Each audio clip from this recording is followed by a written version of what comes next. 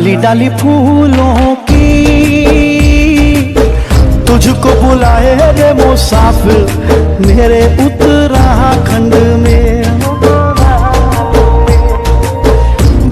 आज के ब्लॉग की शुरुआत हो रही है दसों गांव से। तो हम अभी आए हैं चारधाम मासू महाराज जी के दर्शन करने, जो भ्रमण प्रेमी देवता हैं। ये मासू महाराज जी का एक रूप है।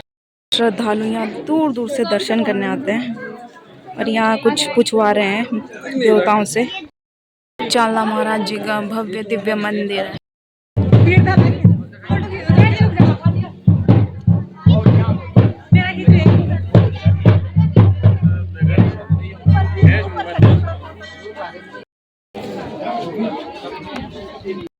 और यहाँ आज बहुत भीड़ थी क्योंकि आज संडे भी था और फिर महाराज की जो यात्रा है वो शुरू हो जाएगी इस वजह से।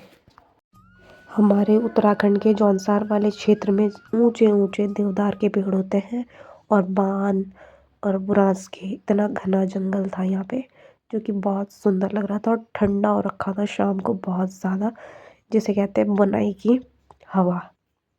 और ये पहाड़ इतने सुंदर लग रहे थे, इतना सुंदर व्यू दिख रहा था यहाँ से, बहुत ही गजब का। और ये लंबे लंबे ऊंचे ऊंचे देवदार के पेड़ हैं, इससे खुशबू भी इतनी अच्छी आती है और इससे हमारे यहाँ मकान बनते हैं बहुत अच्छे, और देवदार की लकड़ी सड़ती भी नहीं है। काफ़ी दिनों बाद आपको मेरा ब्लॉग देखने को मिल रहा होगा क्योंकि थोड़ा बहुत कॉलेज का काम भी था, उस वजह से मैं बिज़ी हूँ। और थोड़ा ये भी है कि मेरे उसमें रिचार्ज ख़त्म है और आज थोड़ा स्वास्थ्य भी ख़राब है, जुकाम वगैरह हो रखा है। तो आपको शॉर्ट वीडियो तब भी मैं डालती रहती हूँ, आपने देखा होगा। तो प्लीज़ आप सभी से रिक्वेस्ट है कि मेरे चैनल को सपोर्ट कीजिए। और आपको अगर ये वाला ब्लॉग अच्छा लगा होगा तो कमेंट सेक्शन में जय चालदा मासू महाराज ज़रूर लिखना।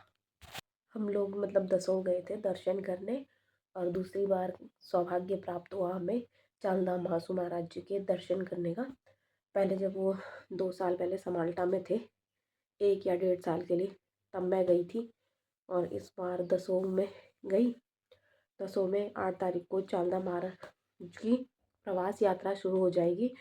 दसों से वो बाहर निकलेंगे अब पश्चिमी एक गांव है हिमाचल प्रदेश में, वहाँ उनका प्रवास होगा और वो कुछ वर्ष तक वहाँ विराजमान रहेंगे। तो चालदा महाराज जो है वो भ्रमण प्रेमी देवता है। वो जौनसार हिमाचल हवाई घाटी में भ्रमण करते हैं। तो ये हनोल वाले चालदा महाराज हैं। और जो हमारे जौनसार में कहावत है, कुंडा हइनोड भिंडा तहिनोड, मतलब कोने में हनोल धाम है और नीचे भिंडा थइनोड धाम है, थैना है। तो थैना के जो चालदा महाराज हैं वो भी पूरे जौनसार में भ्रमण करते हैं। तो वो अभी दोहा गांव में विराजित है। वो भी 1 वर्ष के लिए हर जगह जाते हैं। तो अब कुछ इस जून में वो वाले चालदा महाराज कष्टा में आएंगे। कष्टा में उनका मायका कहा जाता है। फिर वहाँ कुछ ज़्यादा वर्ष रहते हैं वो।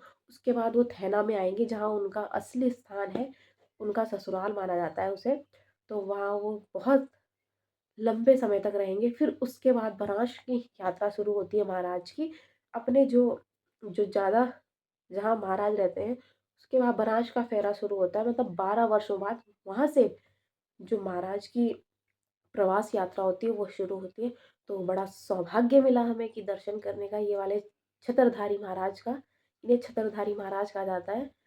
तो और एक मान्यता ये भी है, जो वहाँ जाता है अगर ये बोलता है कि मैं आपके दर्शन करने दोबारा आऊँगा, तो ऐसा नहीं बोलना पड़ता है क्योंकि वो पूरे हिमाचल रवाई घाटी जौनसार बावर में भ्रमण करते हैं, तो दोष भी लगता है। इसलिए वहाँ दर्शन करना पड़ता है। और जो महाराज का छतर है, जब जागड़ा होता है तो छतर खुलता है, उसके नीचे भी जो आता है उसे भी महाराज के दर्शन करने जाना होता है, जिस जिस जगह वो भ्रमण करते हैं, ऐसा मानते हैं हमारे यहाँ। फिर ये पता नहीं कहावतें सही होंगी या गलत होंगी, लेकिन जो पुश्तैनी चीज़ें चली आ रही हैं तो सही मानेंगे। तो बड़ा सौभाग्य रहा कि 8 तारीख को अब महाराज की वहाँ से विदाई होगी। ये हमारे जौनसार बावर की जेठी खत है, जिसे सबसे बड़ी खत कहा जाता है। बड़ी मतलब ये नहीं, सबसे पहली खत माना जाता है, बड़ी तो दूसरी खत है। तो अब हिमाचल में उनकी प्रवास यात्रा शुरू हो जाएगी और फिर पता नहीं तब तक तो हम भी नहीं रहते कि नहीं रहते, तब महाराज हमारे इधर जौनसार में आएंगे, तब तक तो हम भी नहीं रहेंगे, जिसे कहते हैं बराशिया का फेरा।